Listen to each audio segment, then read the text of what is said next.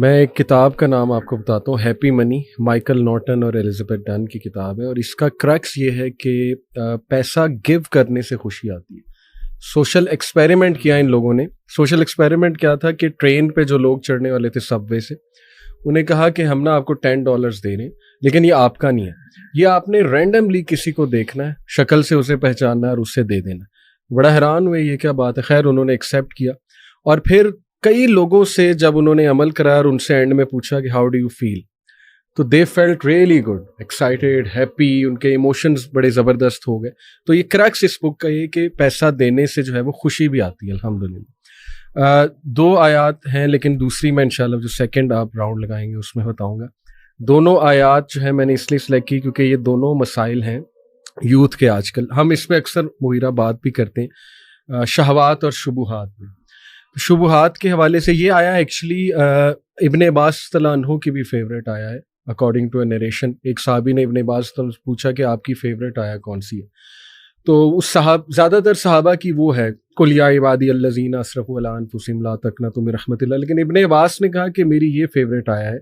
وہ صحابی بڑا حیران ہوئے کہ اس میں تو کیا ایسا مطلب ہے، یہ موضوع ایسا کہ آپ کا فیوریٹ ہے؟ ان کا اس میں ہوپ ہے، ہوپ فار دوز جنہیں وسوسے آتے ہیں، ڈاؤٹس آتے ہیں۔ تو آیت ہے ورس 260، وَإِذْ قَالَ إِبْرَاهِيمُ رَبِّ أَرِنِي كَيْفَ تُحْيِي الْمَوْتَى قَالَ أَوَلَمْ تُؤْمِنْ قَالَ بَلَىٰ وَلَٰكِنْ لِيَطْمَئِنَّ قَلْبِي۔ یہ آیت کی ٹرانسلیشن میں آپ کو بتاتا ہوں۔ And remember when Abraham said, My Lord, show me how you give life to the dead. Allah responded, Do you not believe? Abraham replied, Yes, I do, but just so my heart can be reassured. تو الحمدللہ دیکھیں، میں ایک scholar کو بھی سن رہا تھا، انہوں نے کہا کہ اس میں ہوپ ہے ان لوگوں کے لیے کہ جن کو ڈاؤٹس آ جاتے ہیں۔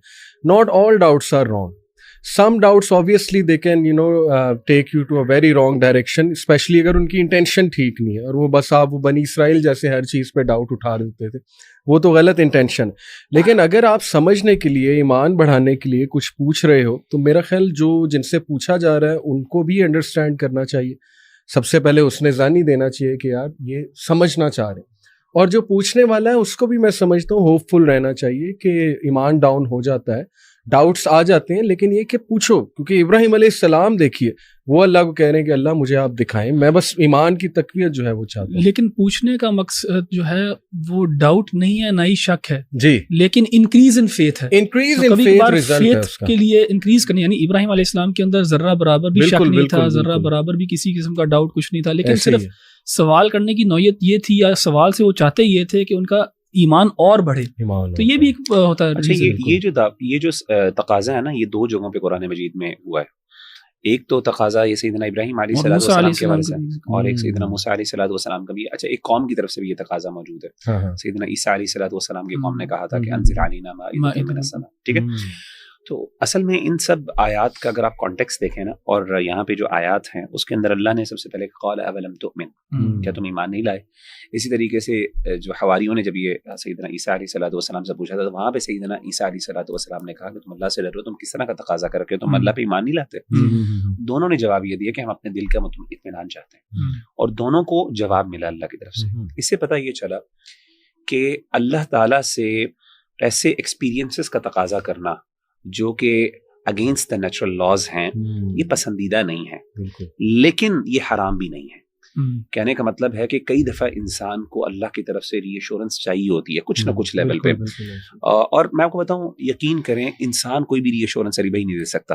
میں نے دیکھا ہے بڑے بڑے لوگ ہمارے پاس آتے ہیں، بڑے سمپل ڈاؤٹس ہوتے ہیں، بڑی مشکل، ہم بڑا اچھا ان کو اپنی طرف سے جواب بھی دیتے ہیں، سیٹسفائی ہو پاتے، they cannot satisfy themselves۔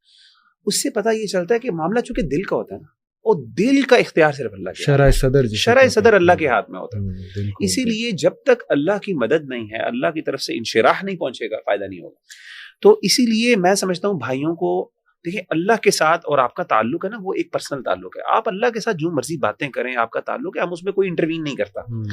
یہ تقاضے اللہ سے کرنے میں ایز لانگ ایز اگر مقصد جیسے انہوں نے کہا کہ دین پہ شک نہیں ہے اور اطمینان ہے، تو انسان بڑھانے کے اس دور میں، خاص طور پہ میں سمجھتا ہوں اس دور میں جب اتنے ڈاؤٹس ہیں، اتنے مسائل، اور انسان اگر انفلوئنس ہو رہا ہے، اللہ سے دعا مانگے، اللہ مجھے دکھا۔ میں نے خود اپنے لیے کئی جگہ ایسے واقعات ہوئے، میں نے اللہ سے دعا کی اور میرے ساتھ ایسے ایسے واقعات ایکسپیرینشیل, جیسے کہتے ہیں نا اللہ کی ایگزسٹنس کے لیے ایک ایکسپیرینشیل ایویڈنس بھی ہوتا ہے آپ کا, کچھ ایکسپیرینسز ہوتے ہیں اللہ سے ایسے ایکسپیرینسز مانگنے, لیکن وہ راز میں رہنے چاہیے, وہ راز کے ہوتے ہیں اور وہ دلیل نہیں بنتے دوسروں کے لیے, بل وہ ایک لمبا ٹاپک ہے. بڑا یہ دعا بھی ہے نا, اللہم ارنا الحق حقا وارزقنا اتباعہ.